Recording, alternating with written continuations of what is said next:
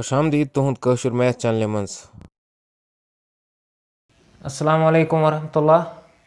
यथ वीडियोस मज वो वर्क टाइम प्रॉब्लम वो वर्क टाइम प्रॉब्लम क्या गो या टाइम वर्क प्रॉब्लम। अगर कम कर फॉर एग्जांपल अन कुछ जाए देवार दिन ठीक। अगर अत देवारस 5 नफर काम इन 5 नफरन लगान कस दो 10 दो 5 नफरन लगान 10 दो। अगर मैं दह कम कर यानी कि मे जन जल्दी जल्दी काम कर तेल क्या मे नफरी कर इनक्रीज यम गई मैन ठीक क्या गई डेज फॉर एग्जांपल युथे बह इनक्रीज कर नफरी ठीक यम डेज क्या गसन कम यानी कि यीत्या नफर ज्यादा गसन तीत्या क्या गसन काम दो कम ठीक। अगर ये 5 नफर लगान वन लगान 10 दो। अगर ये 10 नफर लगन काम लगन 10 दो ये 10 नफर यानी कि डबल गो योर क्या गस 5 दो गस ना। अगर योर 5 नफर करान 10 दोहन काम 10 नफर कचन दोहन करान यह काम 5 दोहन यानी कि कम गस ना काम यह देवार बनावन तुम 5 दोहन 10 नफर ठीक। वन क्वेश्चन कह कर तम सह असल पे समझ ठीक। वन वो क्वेश्चन क्या 10 नफरन लगान कम खत्म करनस 3 दो।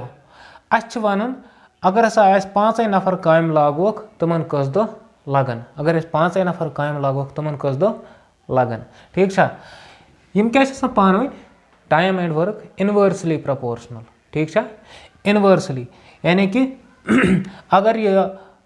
ज़्यादा गस यह क्या गस कम अगर ये कम गस क्या गस ज़्यादा ठीक। मल्टीपल हिसाब मज ठीक। तमें मतलब क्या गो अगर ये 5 नफर काम लागन योर क्या कर डिवाइड तेल 5 नफर काम लागन योर क्या बह डिवाइड कर क्या गो 10 डिवाइड बाय 2 5 नफर काम लागन मगर यह इनवर्सली प्रपोर्शनल क्या इनवर्सली टाइम वर्क क्या इनवर्सली प्रपोर्शनल। अगर बह योर डिवाइड कर 2 योर क्या मे तेल कर ये सत मल्टीपल 2 यह बह डायरेक्ट हावान तेल कस दो लगन इन 2 into 3 गो 6 days 6 days। अगर अकुई नफर काम क्वेश्चन युत 5 नफर कस दो लगन 6 दो वन अगर अकुई नफर काम तेल क्या कर बह 5 डिवाइड बाय 5 ठीक 5 डिवाइड बाय 5 मगर यह इनवर्सली प्रपोर्शनल क्या गो ये 1 गो ना अख नफर यह इनवर्सली प्रपोर्शनल कत सत 6 ये क्या कर बह मल्टीपल 6 into 5 कुत गो 30 days यानी कि अकिस नफरस लगन 30 दो वो जन 30 दो मतलब 30 नफर काम 30 नफर जन लागक बह अके साथ काम तेल क्या मे कर 1 into 30 कुत गो 30। अगर मैं 30 नफर योर काम लागक मे क्या कोर यथ मल्टीपल मगर इनवर्सली प्रपोर्शनस मज मे क्या कर डिवाइड 30 कुत गो 30 डिवाइड बाय 30 कुत गो 1 गो। अगर बह 30 नफर काम लागक इन लगे अकुई दो ठीक। अगर अख नफर काम लागन अमिस लगन 30 दो छना सहल ठीक। वन करो तुम एग्जाम्पल यम एग्जाम्स मज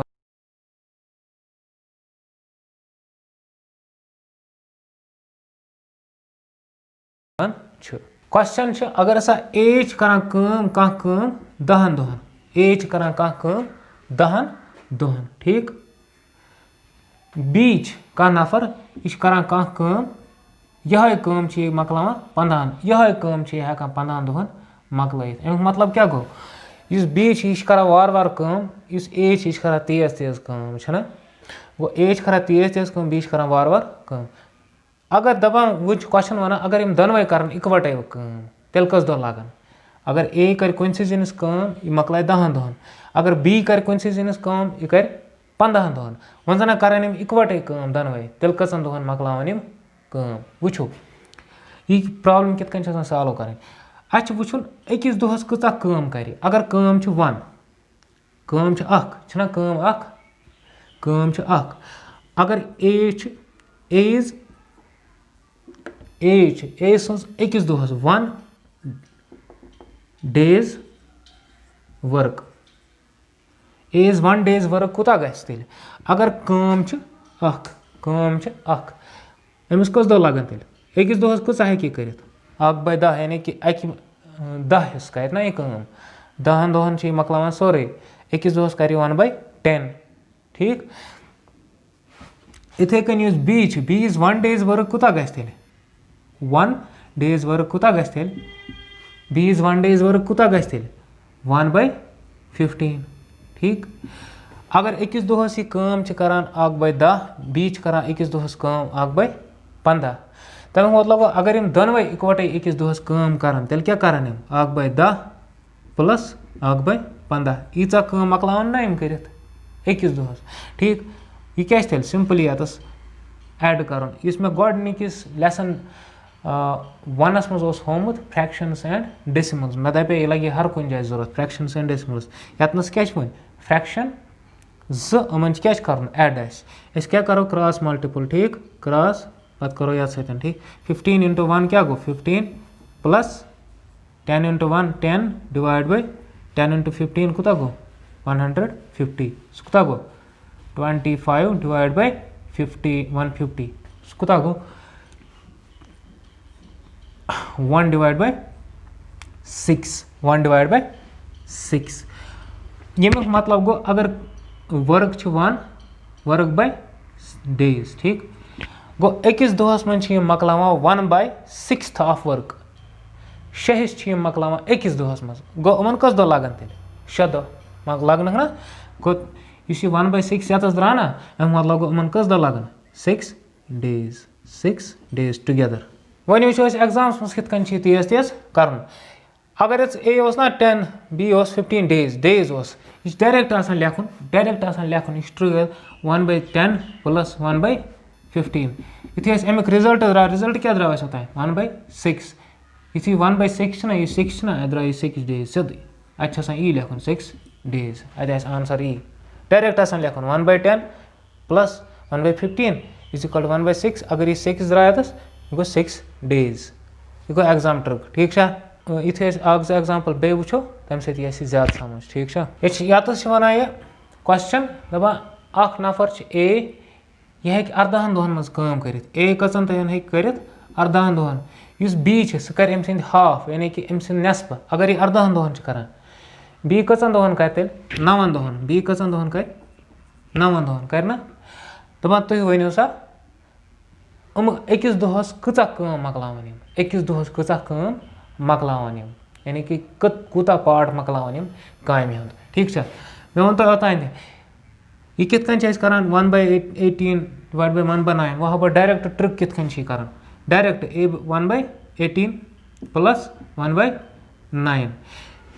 यह गो 1 days work of A 1 days work of B यानी कि अक दोहच काम यम सज अक दोहच काम यम सज यह जमा करान यह क्या नेर अक दोहच काम दोनवनी हज नेर ना ती ना कर यतस क्या गो यह बना बह सेम यतस अगर बह सेम बना यतस तेल क्या मे यत कर मल्टीपल 2 यतस 1 तेल क्या कर बह मल्टीपल 2 डिवाइड बाय 2 क्या 2 अगर कैंसल गसी नेर तो 1/9 सह कुता गो यतस यह गो 1/18 plus 2 1 jar 2 divide by 2 9 jar 18 कड़ो बन कह कॉमन पे क्या गस 1 प्लस 2 कुता गो 3 गो 3 1 जार 3 3 6 जार 18 कुता गो 1/6 वर्क 1/6 वर्क गस अकिस दोहस खत्म मकल युत question one A B C can complete a work in कुत 24 6 and 12 days रेस्पेक्टिवली अगर ए कर कुन जिनिस काम यह मकलाय 24 डेज अगर बी कर कुन जिनिस काम यह मकलाय 6 दोहन अगर सी कर कुन जिनिस काम यह मकलाय 12 दोहन ठीक वन क्वेश्चन वन अगर यमो 93 इकवटे काम कर तेल कस दो लगन अमन अगर यम 93 इकवटे काम कर तेल कस दो लगन अमन मे वो ओतानी ट्रिक हिसाब कित कर अक दुहच वर्क यम सज कचा ए सज 1/24 प्लस यम सज अक दुहच काम कचा 1/6 प्लस यम सज अक दुहच काम कचा 1/12 गो ना 93 हिज अक दुहच काम युथे 93 हिज अक दुहच काम प्लस करो सह नेर 93 हिज अक दुहच काम ठीक पत वो यम कचन दोहन मकलावन काम ठीक यह 24 यतस यह बनावन 24 यह बनावन 24 ताकि यह गस सहल मल्टीप्लिकेशन सह गो 1/24 प्लस 1/6 ना, अगर 6 आस बनावन 24 अत क्या करो मल्टीपल 4 क्या करो multiple 4 go 4 divide by 4 into 6 कुदा गो 24 ठीक यह गो तुम पाई आसन फ्रैक्शन 1 डिवाइड बाय यत क्या करो तेल पे 2 डिवाइड बाय 2 into 12 कुदा गो 24 नीर कॉमन 3 वनी 24 डिवाइड बाय 1 + 4 + 1 + 4 + 2 कुता गो 7 डिवाइड बाय 24 यह क्या अक दुहच वर्क इन 3 वनी अक दुहच काम इन 3 वनी तेल कतन दोहन मकलावन यम काम सोदी कथा 24/7 यत कर सिंपली उल्ट 24/7 मकलावन यम काम सह गो इत 3/7 इत हेको लिखित यह नंबर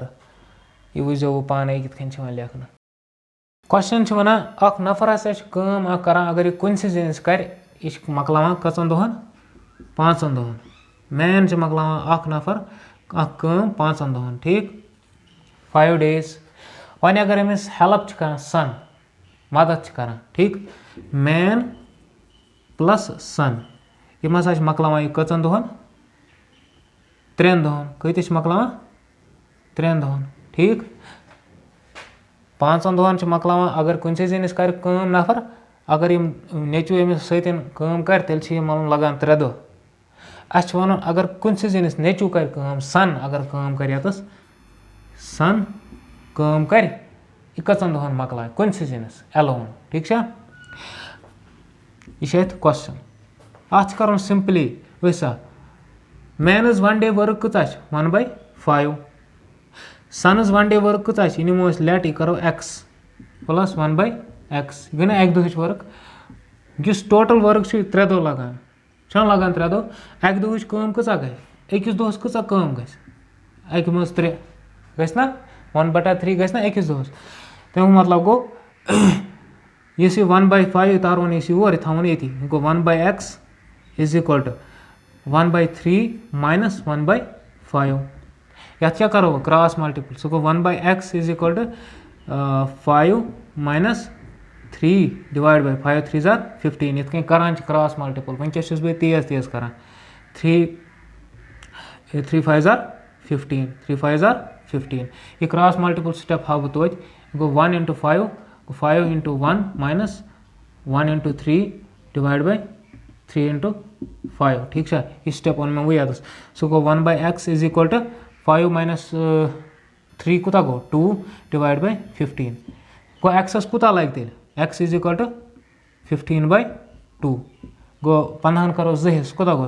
7.5 days 7.5 लगान अमिस कुछ जिनिस अगर यह कर कुस नेचु वन वो ब्या क्वेश्चन ए यह हसा यह कर 4 घंटन कह मकलाय 4 घंटन कर ठीक 4 घंटन 4 hours अगर हसा बी तो सी कर टुगेदर बी + सी यम कर इकवटे तेल लगन यमन कत्या गंट 3 घंट ठीक वन अगर ए तो सी कर क्या कर ए तो सी यमन लगान कस गंट 2 घंट ए + सी अगर काम कर यमन कस लगान 2 hours कस घंट लगान 2 घंट अस one question how long be alone can do it इस हसा बीच यह कतिस टाइमस कर कुछ जिनिस ठीक अगर बी कुछ जिनिस कर अमिस कूता टाइम लगे ठीक ए कचा कर 1 घंटे 1/4 इस ए + सी करान यम कत करान इकवटे 1 घंटे ए + सी यह करान 1/2 ए + सी कत करान 1/2 ए कत करान 1/4 ए + सी 1/2 असन कर सी सज तमें मतलब गो ए + सी - ए ठीक सह कूता गो ए कैंसल सह कूता गो सी ठीक गो अस क्या करो तेल ए + सी क्या 1/2 - 1/4 यानी कि ए + सी अम सज करो माइनस कूता ए सज ठीक सह कूता गो 1/2 - 1/4 सह कूता गो 1/4 4 युथै अस यात सॉल्व करो यह कोता नेर 1/4 युथै a सन्स काम आस यह कम सन्स काम छतस c सन्स काम 1/4 द्राय तेल क्या नेर b प्लस c छ बराबर 3 ठीक अगर अस b अगर अस क्या करूँ b plus c minus c अत क्या नेर c कैंसल अत क्या नेर b तेल क्या करूँ b प्लस c गो 1/3 ठीक सह गो 1/3 माइनस 1/4 ठीक छा 1/3 क्या b प्लस c क्या 1/4 सह गो याद करो क्रॉस मल्टीपल सह 4 माइनस 3 डिवाइड बाय 3 4 जार 12 सह कोता गो 1/12 गो b एस कत गंट लगन तेल अलोन b takes 1/12 क्या गो तेल 12 hours ठीक 12 hours बे वन बे क्वेश्चन a लगन 4 घंट ठीक b प्लस c अगर इकवटे करान काम उमन लगन 3 घंट a प्लस c अगर इकवटे करान काम a तो प्लस c उमन लगन 2 घंट a कतिस टाइमस मज मकलावन काम 1/4 मज a प्लस c कतिस टाइमस मज मकलावन 1/2 मज वह अगर मैं c न्यास यात कड़े खाली c सन्स काम बह क्या कर माइनस a कोर ना मैं यह गई a प्लस c कोता गो 1/2 माइनस क्या बह कर a सन्स काम 1/4 अत क्या मे नीरान c कचा काम करान अकिस घंटस कोता गो 1/4 वन मैं यातस b प्लस c करान 3 घंटन मज काम b प्लस c क्या अकिस घंटस काम करान तेल 1/3 b प्लस c अगर यीचा करान माइनस अकिस घंटस मज करान कुस काम c 1/4 इस यातस द्राव ठीक गो b plus c minus c गो 1/4 माइनस 1/3 माइनस 1/4 गो ये क्रॉस मल्टीपल करो अत नेर 4 माइनस 3 डिवाइड बाय 12 सह गो 1/12 गो b टेक्स 12 hours ठीक छा करो बे एग्जाम्पल इथे कन कर क्वेश्चन यतस अगर हसा एज करान काम यह कह काम मकलावन 18 डेज 18 दोहन ठीक b अगर यह काम कर b लगन कस दो 15 दो ठीक यह कर दो तरीको गड वन बह प्रोसीजर हिसाब पत वन बह शॉर्टस मज क्या कित कन पे क्वेश्चन पत करें ठीक छा अगर 18 दोहन मज काम मकलावन 15 दोहन मज काम मकलावन वन वन क्वेश्चन b हसा हसा कर सिर्फ 10 दोहन काम 10 डेज ठीक पत हसा त्रो काम अति अस वन यह सह काम अति त्रो तथ कस दो लगन यमिस एस ठीक छा अगर अस वो अक दोह